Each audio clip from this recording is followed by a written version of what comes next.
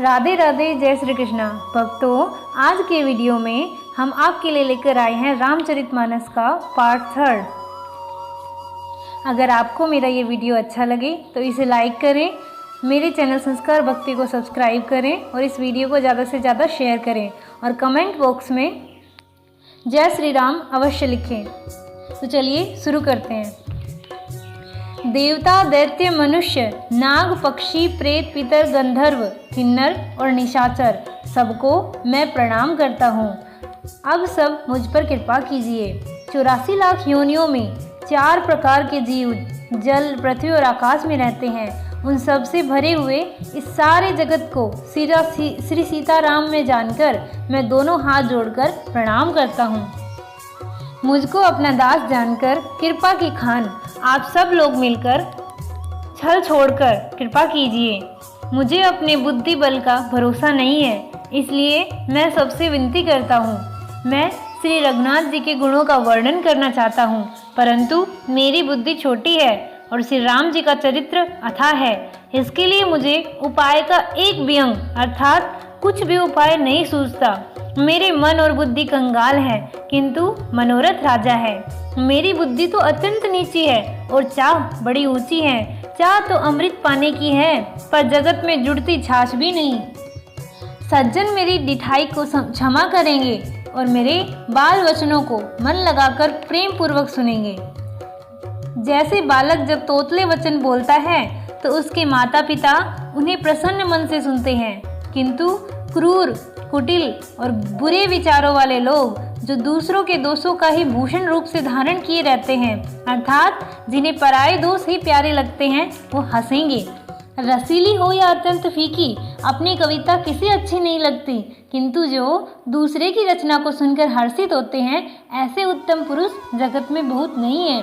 हे भाई, जगत में तालाबों और नदियों के समान मनुष्य ही अधिक हैं, जो जल पाकर अपनी ही बाढ़ से भरते हैं, अर्थात अपनी ही उन्नति से प्रसन्न होते हैं। समुद्र सा तो कोई एक विरला ही सज्जन होता है जो चंद्रमा को पूर्ण देखकर अर्थात दूसरों का उत्कर्ष देखकर उमड़ पड़ता है।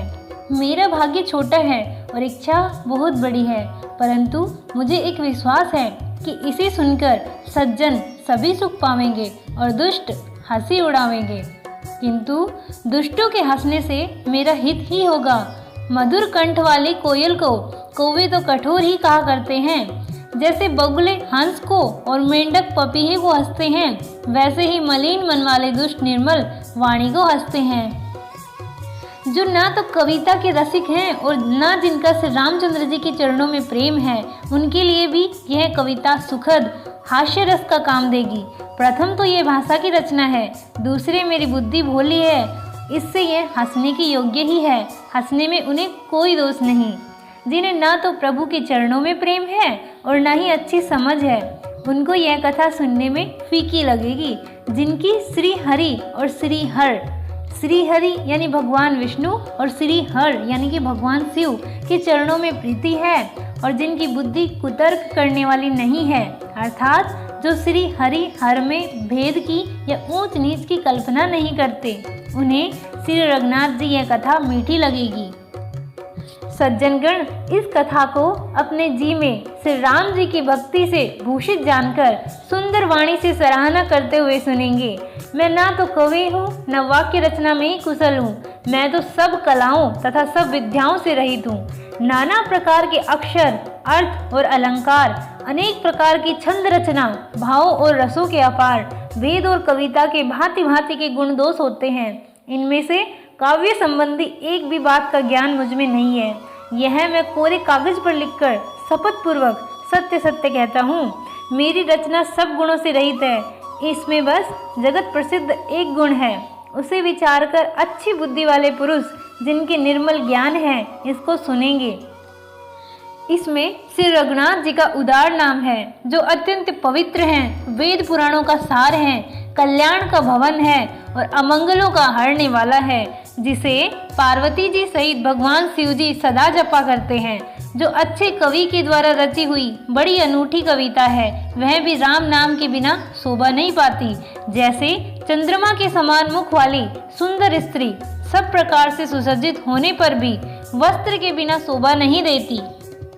इसके विपरीत कुकवि की रची हुई सब गुणों से रहित कविता को भी राम के नाम और यश से अंकित जानकर बुद्धिमान लोग आदर पूर्वक कहते हैं और सुनते हैं, क्योंकि संत जन भोरे की भांति गुण ही को ग्रहण करने वाले होते हैं। यद्यपि मेरी इस रचना में कविता का एक भी रस नहीं है, तथापि इसमें श्री राम जी का प्रताप प्रकट है। मेरे मन में यही एक भरोसा है, भले संग से भला किसने बड़प्पन नहीं पाया। धुआं भी अगर के संग से सुगंधित होकर अपने स्वाभाविक कड़वेपन को छोड़ देती है। मेरी कविता अवश्य भद्दी है, परंतु इसमें जगत का कल्याण करने वाली राम कथा रूपी उत्तम वस्तु का वर्णन किया गया है। इससे यह भी अच्छी ही समझ जाएगी। तुलसीदास जी कहते हैं कि श्री रघुनाथ जी की कथा कल्याण करने वाली और कलयुग के पापों को हरने वाली है। मेरी इस भद्दी कविता रूपी नदी की चाल पवित्र जल वाली नदी गंगा जी की चाल की भांति टेढ़ी है। प्रभु श्री रघुनाथ जी के सुंदर यश के संग से यह कविता सुंदर और सज्जनों के मन को भाने वाली हो जाएगी। शमशान की अपवित्र राख भी श्री महादेव जी के अंग के संग से सुहावनी लगती है और स्मरण करते ही पवित्र करने वाली होती है। श्री राम जी के यश के संग से मेरी कविता सभी को अत्यंत प्रिय लगेगी, जैसे मलय पर्वत के संग से काष्ठ मात्र वंदनीय हो जाता है। फिर क्या कोई काठ की तुच्छता का विचार करता है? श्यामा गौ काली होने पर भी उसका दूध उज्जवल और बहुत गुणकारी होता है, यही समझकर सब लोग उसे पीते हैं। इसी तरह गवारू भाषा में होने पर भी श्री सीताराम जी के यश को बुद्धिमान लोग बड़े चाव से गाते और सुनते हैं। राधे राधे, जय श्री कृष्णा। राधे राधे, जय श्री कृष्ण।